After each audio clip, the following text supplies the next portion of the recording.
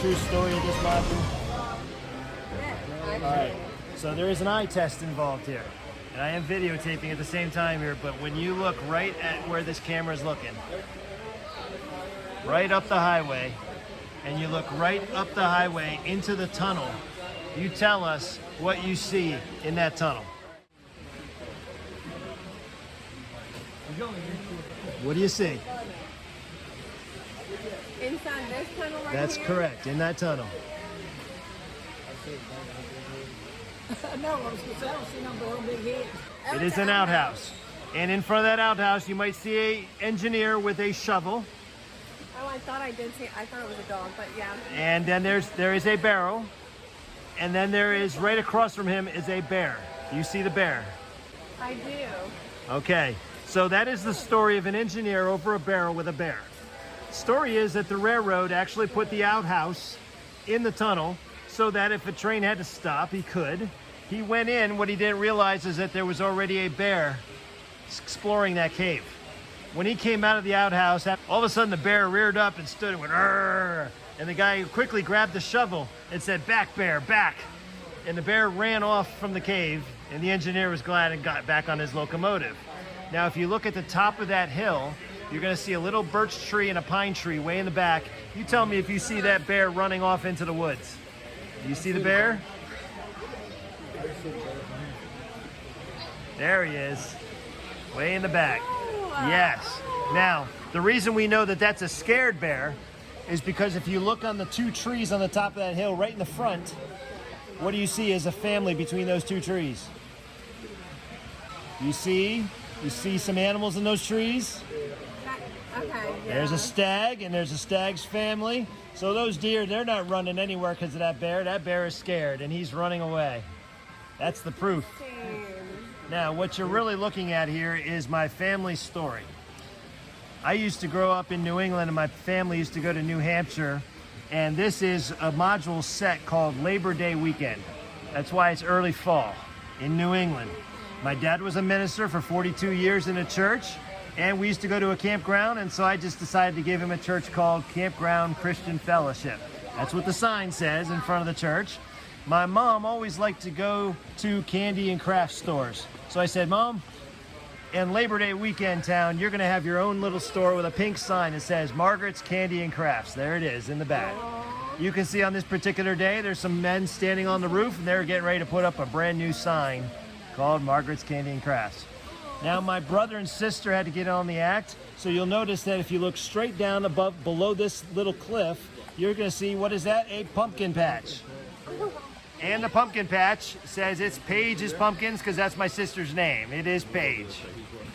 Now, if you look over to your left, in front of the Farmers Cooperative, you'll see another sign, and it says Armin's Apples. Do you see the sign? It's Armin's Apples, and you might notice that that's an apple orchard just to the right, correct? And then you just saw another little sign, and it says Slippery Moccasin Creek. So we all know that if the Indians were there wearing their moccasins and they went across that creek, they likely called it the Slippery Moccasin Creek because it looks very slippery, doesn't it? All right, now have you ever seen a grist mill? That is a working grist mill right there. You can see the water is being funneled. Yep, and the water comes down the trough and it turns the wheel. The wheel turns the big stone grinding mechanism inside. Once the mechanism turns, they're going to load that up with those pumpkins, and they're going to turn that into pumpkin pie filling, right? That's what we do with pumpkins, right? So you might notice when you're looking on that cave, ma'am, from about where you're standing, you might see in that cave, do you see a water tower? Yes. All right, here's the reason for the water tower. That creek, the Slippery Moccasin Creek, is fed by a spring. And ma'am, you standing right here can probably see that there is a Poland Spring water sign right over here in front of the campground, right? Oh, yeah. Yep. So the Poland Spring water capture facility number 4 is inside that cave. The water is being pumped into that tank. And when a train comes by, it loads a car back there where it loads it up with water, and off it goes to the Poland Spring water capture building. That's where your bottled water comes from. Now, I would be remiss if I didn't let my wife, Charlene, get a little credit here. Up on the top of that bluff, you see a little red house? Can you imagine what that little red house is? It is an Airbnb. Charlene's Airbnb right on the top of the bluff. But this is the town of Labor Day weekend. Thank you for, on video, given the tour of Labor Day weekend. No, it was great. Thank you for sharing. Is it booked all the time? You better believe it is. That's the story, I'm sticking to it. But we do have the polar caves. Now, I guess there was one more story I forgot to tell you. That little park that you see in front of the cave here, this one right here, with the shack and the 2 polar bears on the sign, that is the only part of this model that I've modeled after something real. There is a camp that celebrated its 100-year anniversary last summer in August, known as Polar Caves Park. They have a sign made of stone with the polar bears on top. And when I was growing up as a kid, I always used to see the signs that said, Polar Caves, next exit. Daddy, Daddy, can we stop at Polar Caves? No, it's a tourist trap.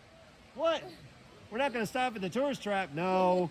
Well, what they sell in that shack is postcards, trinkets, you name it, anything to separate you from your dollar bills, right? Yeah. But the real story is that Polar Caves Park, most of New England mountains, are the compression of rocks that were pushed there by glaciers. And they do it very unevenly. So when all those rocks come apart, people can literally go crawling up into those caves and explore them. And that's the whole point. You can get out, you can walk, you can see the sidewalks that they've got there. You can go hiking all over the place. People love to do it. That's pretty. And where is that? That is in New Hampshire. But if you look up Polar Caves Park, you'll see their website or their Facebook page. And it looks pretty much exactly like you see it right there. That looks so cool. That looks so good. Now, do y'all know what the name of today's train show was? We love to eat here. And so that's how Keystone we Grill. knew. Yes. How about that? I know. What a great place to eat, by the way. So we came here to eat after we got out of church, and we were like, oh wow, well we always spend money in the gift shop, so if you spend $50, you get a free. So we had these free awesome. little. So we were like, well, why not go today? Well, you picked the perfect day. That bridge that goes across the train track, if I captured it while a train was running by, you would be able to say, oh, there is a truck, a tractor, and a train. And the name of the show is Trains, Trucks, and Tractors, yes. The Titans of Transportation. So that really is what we refer to in cinematic terms as the money shot, right?